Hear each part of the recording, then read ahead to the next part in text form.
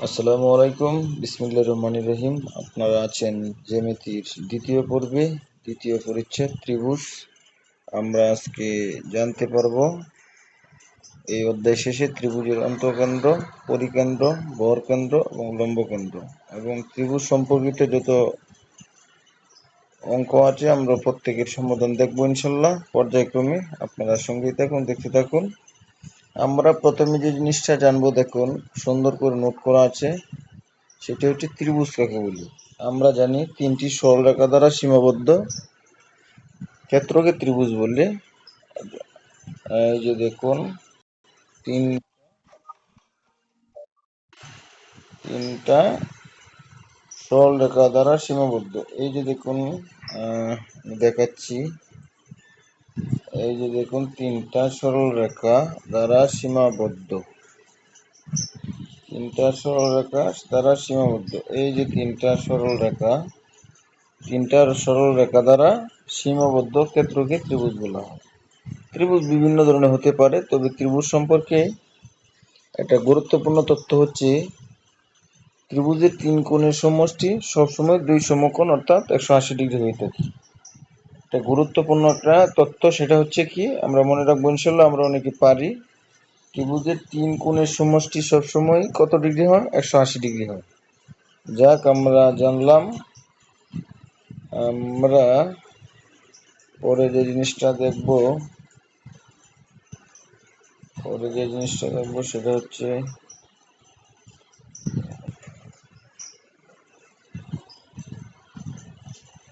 উচ্চতা। উচ্চতা কি? উচ্চতা হচ্ছে ত্রিভুজের শীর্ষবিন্দু থেকে এর ভূমির উপর অঙ্কিত লম্বের দৈর্ঘ্যকে উচ্চতা বলা হয়। দেখুন, আমরা যদি দেখাই, এই যে দেখুন একটা ত্রিভুজ, এই যে একটা ত্রিভুজ, এই যে আরেকটা, এই যে একটা ত্রিভুজ। এই ত্রিভুজের শীর্ষবিন্দু আমরা ধরি এটিকে, শীর্ষবিন্দু থেকে ভূমির উপর অঙ্কিত লম্ব, আমরা যদি এটিকে ভূমি মনে করি, ভূমির উপর অঙ্কিত লম্ব দৈর্ঘ্যকে কি উচ্চতা বলা হয়? এই যে দেখুন এইটুক জায়গার কি দৈর্ঘ্যকে আমরা উচ্চতা বলবো ইনশাল্লাহ। ঠিক আছে, পরে আসে আমরা মধ্যমা। মধ্যমা কাকে বলে? এগুলো আমরা বেসিক জিনিসগুলো জেনে রাখবো ইনশাল্লাহ। মধ্যমা হচ্ছে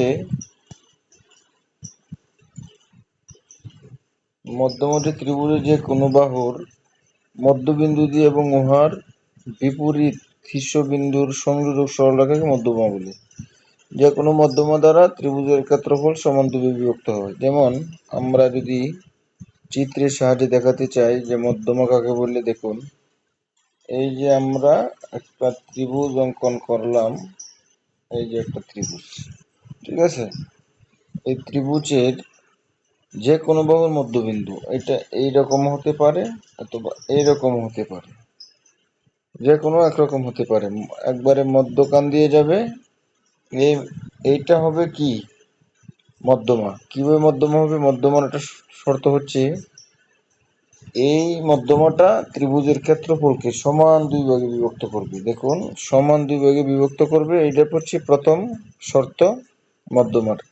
আচ্ছা, আমরা যদি পরে বলি যে বরকেন্দ্র কাকে বলি? বরকেন্দ্র, মধ্যমদ্বয়ের ছেদবিন্দুকে বরকেন্দ্র বলা হয়। দেখুন আমি দেখাচ্ছি মধ্যমদ্বয়ের, এই যে দেখুন এই যে ছেদবিন্দুটা, এই ছেদবিন্দুটা হচ্ছে কি বরকেন্দ্র। মধ্যমদ্বয় যে বিন্দুতে ছেদ করে বা স্পর্শ করে সেটাই হচ্ছে বরকেন্দ্র। অন্তর্কেন্দ্র, কোন ত্রয়ের সমদ্বিখণ্ডকের ছেদবিন্দুকে অন্তর্কেন্দ্র বলা হয়? এই যে অন্তর্কেন্দ্র। পরিকেন্দ্র, তিন বাহুর লম্ব দ্বিখণ্ডগুলোর ছেদবিন্দুকে পরিকেন্দ্র বলা হয়। আচ্ছা, ঠিক আছে, আমরা পর্যায়ক্রমে যাচ্ছি আলোচনার গভীরে। দেখুন আমরা যাচ্ছি অন্তবৃত্ত, অন্তকেন্দ্র, পরিবৃত্ত, পরিকেন্দ্র আপনারা দেখে নেবেন। আমরা পর্যায়ক্রমে ভিতরে যাচ্ছি, লম্বকেন্দ্র, বরকেন্দ্র। এখন যে জিনিসটা আমরা আলোচনা করবো সেটা হচ্ছে কোণ বেধে ত্রিভুজ তিন প্রকার। আমরা অনেকেই জানি এই টপিকগুলো খুব গুরুত্বপূর্ণ। কোণবিদ্ধ ত্রিভুজ তিন প্রকার। প্রথম প্রকারভেদ হচ্ছে সমকোণী ত্রিভুজ। সমকোণী ত্রিভুজ আপনারা দেখুন, সমকোণী ত্রিভুজ, সূক্ষ্মকোণী ত্রিভুজ, স্থূলকোণী ত্রিভুজ। সমকোণী ত্রিভুজ, সূক্ষ্মকোণী ত্রিভুজ, স্থূলকোণী ত্রিভুজ। আমরা যে আগে কোণ বেদে ত্রিভুজ পড়েছি, বাহুবেদে পড়েছি, জিনিসটা অনেকটা একই রকম। আমরা তারপরে দেখুন, সমকোণী ত্রিভুজ কাকে বলে? যে ত্রিভুজের একটি কোণ সমকোণ, তাকে আমরা কি কোণ বলবো? সমকোণী ত্রিভুজ বলবো। যেমন দেখুন, এই যে আমরা কি করলাম, একটা ত্রিভুজ আঁকলাম। এই যে একটা ত্রিভুজ, এই ত্রিভুজের এই যে একটা কোণ কি? একটা কোণ সমকোণ। একটা কোণ সমকোণ হলে কি কোণ ত্রিভুজ? সমকোণী ত্রিভুজ। এক সমকোণ সমান 90 ডিগ্রি আমরা জানি। দ্বিতীয়টি হচ্ছে সূক্ষ্মকোণী ত্রিভুজ। যে ত্রিভুজের তিনটি কোণ সূক্ষ্মকোণ, অর্থাৎ কি 90 ডিগ্রির চেয়ে কম, তাকে সূক্ষ্মকোণী ত্রিভুজ বলা হয়। সেম স্থূলকোণী ত্রিভুজ 90 ডিগ্রি কি হবে? সে বড় হবে। ত্রিভুজের কোনো একটি কোণ স্থূলকোণ, অর্থাৎ 90 ডিগ্রি চেয়ে বড় হবে, তাকে স্থূলকোণী ত্রিভুজ বলা হয়। আমরা দেখতে পাচ্ছি, আমরা সামনের দিকে আগাচ্ছি। দেখুন, আমরা সামনের দিকে আগাচ্ছি। সমকোণী ত্রিভুজের বিশেষ কিছু বৈশিষ্ট্য আছে এবং খুব গুরুত্বপূর্ণ। একটা ত্রিভুজ, যে ত্রিভুজ থেকে পিথাগোরাসের উপপাদ্য সহ প্রচুর প্রশ্ন এসে থাকে। আপনারা দেখুন,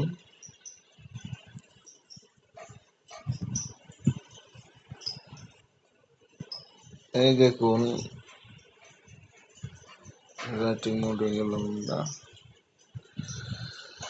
প্রথম বৈশিষ্ট্যটা হচ্ছে সমকোণী ত্রিভুজের একটি কোণ অবশ্যই এক সমকোণ হতে হবে।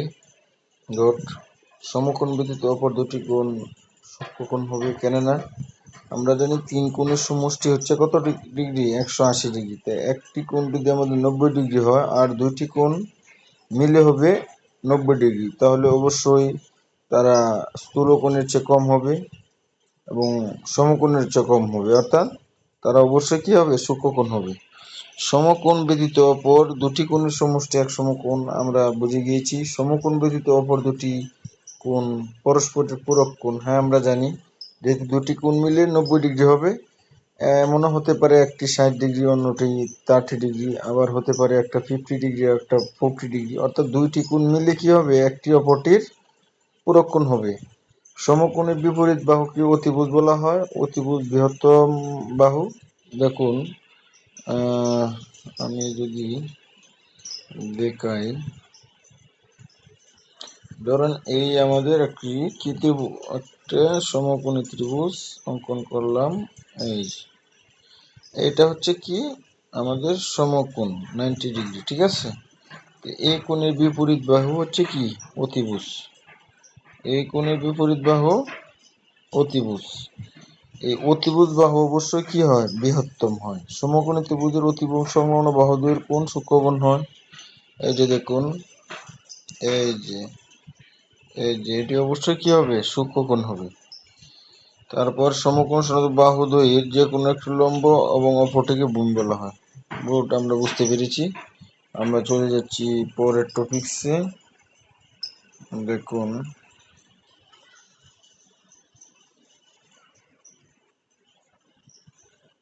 আমরা চলে যাচ্ছি পর্যায়ক্রমে পরের টপিকে। দেখুন, এই যে একটা গুরুত্বপূর্ণ চার্ট আছে, দেখেন চার্ট, এই খুব গুরুত্বপূর্ণ, খুবই গুরুত্বপূর্ণ চার্ট। সেটা হচ্ছে এই যে দেখুন, সমকোণী ত্রিভুজের সূত্রসমূহ। সমকোণী ত্রিভুজের ক্ষেত্রফল জানি আমরা হাফ ইন্টু ভূমি গুণন উচ্চতা, সমকোণ সংলগ্ন বাহুদ্বয়। সমকোণী ত্রিভুজের পরিসীমা আমরা জানি 2s = a + b + c, অর্থাৎ কি তিনটা বাহুর যোগফল। আচ্ছা, সমকোণী ত্রিভুজের একটা গুরুত্বপূর্ণ সূত্র হচ্ছে, অর্থাৎ পিথাগোরাসের উপপাদ্য থেকে আমরা পেয়েছি, সেটা হচ্ছে এই যে অতিভুজ স্কোয়ার = ভূমি স্কোয়ার প্লাস উচ্চতা স্কোয়ার। এই জিনিসগুলো আপনারা একটু মুখস্থ রাখলে অঙ্ক সমাধান করার ক্ষেত্রে খুব উপকার দিবে। যেমন সমকোণী ত্রিভুজের কি হয়, যে অনুপাতগুলো প্রায় অঙ্কতে দেওয়া হয় এবং এই উপরের সূত্রগুলো মেনে চলে অনুপাতগুলো। দেখুন 3, 4, 5, 6, 8, 10, 9, 12, 15, 12, 16, 20, 5, 12, 13, 8, 15, 17 এগুলো দেখবেন প্রত্যেকটাই কি এই সূত্রকে কি করছে, মেনটেন করছে। আর এই সূত্রকে মেনটেন করবে এরকম এরকম অনুপাতগুলো এখানে দেওয়া আছে এবং এটি কাজে দিবে। এরপর বাহুবিদ্যুৎ ত্রিভুজ 3 প্রকার, আপনারা দেখুন, এই যে আমি দেখতেছি, আমি এগুলো পর্যায়ক্রমে আলোচনা করব। সমকোণী ত্রিভুজ সম্পর্কে আমরা কি করলাম, পরিষ্কার ধারণা পেলাম। হাফ ইন্টু ভূমি গুণ উচ্চতা ত্রিভুজ পিথাগোরাসের উপপাদ্য আমরা জানলাম। আর জানলাম কি, ত্রিভুজ কোণবিধি 3 প্রকার, সমকোণ, সূক্ষ্মকোণ, স্থূলকোণ। সমকোণী ত্রিভুজ হচ্ছে যে ত্রিভুজের একটি কোণ 90 ডিগ্রি তাকে সমকোণ বলবো। যে ত্রিভুজের তিনটি কোণ 90 ডিগ্রি, তিনটি কোণ সূক্ষ্মকোণ অর্থাৎ 90 ডিগ্রি চেয়ে কম তাকে আমরা সূক্ষ্মকোণী ত্রিভুজ বলবো। যে ত্রিভুজের একটি কোণ স্থূলকোণ তাকে আমরা স্থূলকোণী ত্রিভুজ বলবো। তারপর আমরা জেনেছি ত্রিভুজ কাকে বলে, ত্রিভুজের মধ্যমা কি, বরকেন্দ্র কি, পরিকেন্দ্র কি। চলুন আমরা সামনের দিকে আঁকাই। আমরা এখন আসি সমবাহু ত্রিভুজের। সমবাহু ত্রিভুজ কি, যে ত্রিভুজের তিনটি বাহু পরস্পর সমান তাকে আমরা কি ত্রিভুজ বলবো, সমবাহু ত্রিভুজ বলবো। দেখুন সমবাহু ত্রিভুজের প্রত্যেকটা কি হবে, প্রত্যেকটা বাহু সমান হবে। ধরুন এই যে এই যে এই এই যে যে বাহু আমরা তিনটা বাহু অঙ্কন করলাম, তিনটা বাহু সমান হবে। এই একটা বাহু, এই একটা বাহু, এই একটা বাহু, তিনটা বাহু সমান হবে এবং প্রত্যেকটি কোণ সমান এবং কোণের মান হবে সুষম অর্থাৎ 60 ডিগ্রি। এই যে 60 ডিগ্রি, 60 ডিগ্রি, এটাও 60 ডিগ্রি, এটাও 60 ডিগ্রি, অর্থাৎ তিনটা মিলে 180 ডিগ্রি। সমবাহু ত্রিভুজের প্রথম বৈশিষ্ট্য হচ্ছে এদের প্রত্যেকটি কোণের মান 60 ডিগ্রি। আমরা মনে রাখবো, সমবাহু ত্রিভুজের প্রত্যেকটি কোণের মান হবে 60 ডিগ্রি। প্রত্যেকটি কোণ এবং প্রত্যেকটি বাহু কি হবে, সমান হবে। শুধু পরিসীমা দেওয়া থাকলে ত্রিভুজটি আঁকা সম্ভব, এটা আরেকটা শর্ত। আরেকটা ব্যাপার হচ্ছে, দেখুন সমবাহু ত্রিভুজের যে কোনো শীর্ষবিন্দু হতে বিপরীত বাহুর উপর অঙ্কিত লম্ব ওই কোণ এবং বাহু উভয়কে সমদ্বিখণ্ডক। আচ্ছা, আমরা এই টপিকে সামনের দিকে যাচ্ছি। এরপরের যে ত্রিভুজটা নিয়ে আলোচনা করব সেটা দেখুন, সেটা হচ্ছে আমরা জানলাম সমবাহু ত্রিভুজের কি, ত্রিভুজের বৃত্তান্ত। তারপর আমরা আগাচ্ছি সামনের দিকে। সমবাহু ত্রিভুজের কিছু সূত্র আছে, সূত্রটাও দেখুন, কিছু সূত্র, সমবাহু ত্রিভুজের কিছু সূত্র আছে। এই যে সমবাহু ত্রিভুজের সূত্র এবং বৈশিষ্ট্য। সমবাহু ত্রিভুজের সূত্রগুলা আমরা দেখব। আমরা তাহলে দ্বিবাহু আলোচনা করব, তারপর বিষমবাহু আলোচনা করব। আপনারা এখন দেখুন সমবাহু ত্রিভুজের কি সূত্র। সমবাহু ত্রিভুজের ক্ষেত্রফল কিভাবে বের করে, আপনারা দেখুন। সমবাহু ত্রিভুজের ক্ষেত্রফল, এই যে সমবাহু ত্রিভুজের ক্ষেত্রফল, সমবাহু ত্রিভুজের ক্ষেত্রফল হচ্ছে উচ্চতা √3/2 একক, মানে একটা বাহুর একক, ঠিক আছে, উচ্চতা যদি আমরা বের করতে চাই। তারপর হচ্ছে ক্ষেত্রফল হাফ ইন্টু ভূমি গুণ উচ্চতা, ক্ষেত্রফল পেলাম। পরিসীমা 3 বাহুর যোগফল। ধরুন আমরা অনেকে পরিসীমা বুঝি না বা বুঝতে চাই না। পরিসীমাটা হচ্ছে এই যে দেখুন, একটা বাহু, এই একটা বাহু, এই যে একটা বাহু। তাহলে আমরা এই ত্রিভুজের বা এই ত্রিভুজেরই ধরেন, এই ত্রিভুজের কি বের করতে হবে আমাদের, যদি পরিসীমা বের করতে হয় তাহলে অবশ্যই আমরা কি করব, 3 বাহুর যোগফল নির্ণয় করব। 3 বাহুর যোগফল, ধরেন এই একটা, এই একটা, এই একটা, 3 বাহুর যোগফল কি করব, 3 বাহুর যোগফল আমরা যোগ করলে আমাদের পরিসীমা বের হয়ে যাবে।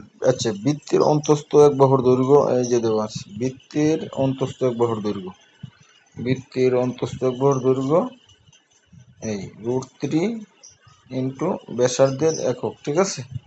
আচ্ছা, আমরা তারপর তাহলে আমরা কি শিখলাম, সমবাহু ত্রিভুজ সম্পর্কে কি শিখলাম, আমি একটু সামারি আবার আপনাদের দিয়ে দিচ্ছি। সেটা হচ্ছে সমবাহু ত্রিভুজের তিন বাহু এবং তিন কোণের সমান কি, সমান। তিন বাহু এবং তিন কোণ সমান। আমরা জানি যে কোনো ত্রিভুজের তিন কোণের সমষ্টি হচ্ছে 180 ডিগ্রি। যেহেতু আমাদের তিন কোণ সমান সমবাহু ত্রিভুজের, সেহেতু অবশ্যই আমাদের কি হবে, প্রত্যেকটা কোণের পরিমাণ হবে 60 ডিগ্রি। হ্যাঁ, আচ্ছা, তারপর আরেকটা বৈশিষ্ট্য আমরা কি শিখলাম, শুধু পরিসীমা দেওয়া থাকলে ত্রিভুজটি আঁকা সম্ভব। কোন ত্রিভুজ? সমবাহু ত্রিভুজ। সমবাহু ত্রিভুজের ক্ষেত্রফল যদি আমরা বের করতে চাই কি করতে হবে আমাদের, হাফ ইন্টু ভূমি গুণ উচ্চতার সূত্র ফেলতে হবে। আচ্ছা ঠিক আছে, এত বা √3/4 স্কোয়ার, এইটা হচ্ছে আমাদের সহজ। দেখুন কিভাবে সহজ, আমি আর একটু আলোচনা না করলে পারলাম না। সেটা হচ্ছে এই যে দেখুন, এই যে যেহেতু আমাদের প্রত্যেকটা বাহু সমান, প্রত্যেকটা বাহু সমান সমবাহু ত্রিভুজের, সেহেতু আমরা কি করব, একটা বাহুর কি করব, দৈর্ঘ্য আমরা জানলেই কি করতে পারবো, ক্ষেত্রফলটা বের করতে পারবো। ক্ষেত্রফল সমান কি, √3 √3/4 স্কোয়ার, অর্থাৎ একটা বাহুর স্কোয়ার। তাহলে আমরা কি করতে পারবো, সমবাহু ত্রিভুজের ক্ষেত্রফলটা আমরা বের করতে পারবো। পরিসীমা আমরা ইতিমধ্যে বুঝে গিয়েছি, সেটা হচ্ছে তিন বাহুর যোগ করলে হচ্ছে আমাদের কি, পরিসীমা। আচ্ছা, তারপর আমরা যাব ইনশাল্লাহ, আমরা যাব সমদ্বিবাহু ত্রিভুজের। তাহলে আমরা এখন পর্যন্ত কি শিখতে পারলাম বন্ধুরা, আমি একটু পিছনে যদি যাই, সেটা হচ্ছে বাহুবিধি ত্রিভুজ কয় প্রকার আমরা জানতে পারলাম। কয় প্রকার বাহুবিধি ত্রিভুজ? তিন প্রকার, সমবাহু ত্রিভুজ, সমদ্বিবাহু ত্রিভুজ, বিষমবাহু ত্রিভুজ। কোন বিধি ত্রিভুজ কয় প্রকার? তিন প্রকার, সমকোণী, সূক্ষ্মকোণী, স্থূলকোণী। সমকোণী কি আমরা জানতে পেরেছি, সূক্ষ্মকোণী কি জানতে পেরেছি, স্থূলকোণী কি জানতে পেরেছি, ত্রিভুজের সংজ্ঞা জানতে পেরেছি, ত্রিভুজের উচ্চতা সম্পর্কে ধারণা পেয়েছি, মধ্যমা, বরকেন্দ্র, অন্তঃকেন্দ্র, পরিকেন্দ্র, একটা স্পষ্ট ধারণা পেয়েছি ইতিমধ্যে। আমরা বারবার রিভিশন দিলে যে জিনিসটা হবে কি, আমাদের মাথায় সেট হয়ে যাবে ইনশাল্লাহ। গণিত বুঝে বুঝে পড়ার টপিক্স, এক নজরে পড়লে আসলে আমরা তেমন কিছু বুঝতে পারবো না। আমরা আরো যে জিনিসটা শিখতে পেরেছি, সমকোণী ত্রিভুজের ক্ষেত্রফল, সমকোণী ত্রিভুজের পরিসীমা, হ্যাঁ, বাহুবিধি ত্রিভুজ পড়েছি, যেমন সমবাহু ত্রিভুজ, সমদ্বিবাহু ত্রিভুজ নিয়ে এখন আমরা কি করব, আলোচনা করব। সমবাহু ত্রিভুজ তো আমাদের ক্লিয়ার নাকি বন্ধুরা? আমরা যে অঙ্কগুলো আসতে পারে সমবাহু ত্রিভুজ থেকে, সেটা হচ্ছে যেমন ক্ষেত্রফল √3/4 ইন্টু যে কোনো বাহুর বর্গের একক, স্কোয়ারের বর্গের একক। আচ্ছা, আমরা পরে যাচ্ছি হচ্ছে পরিসীমা ক্লিয়ার। আমরা এখন বিস্তারিত জানবো সমবাহু ত্রিভুজ।